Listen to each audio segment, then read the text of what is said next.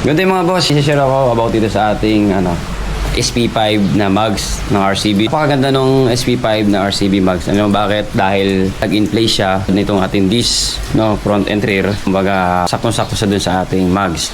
Kahit yan ay mapa ABS or non-ABS. Kaya kung gusto nyo mag-mugs na tulad nitong RCB, yan piliin yung SP5. Wala na kayong babaguhin dyan. Kumbaga, plug and play na yan, salpak na yan, pati yung disc niya. Ang experience ko naman dito sa ating SP5, yung kanyang gaan, yung gaan niya, kumbaga naging mas magaan siya compared dati. Kasi yung dati nating mags na nakasalpak is yung N-key, Yung N-key, mabigat pa siya Pero ito, nung drive ko siya after yung maikabit yung ating mags, nanibago ako, parang ang gaan-gaan niya.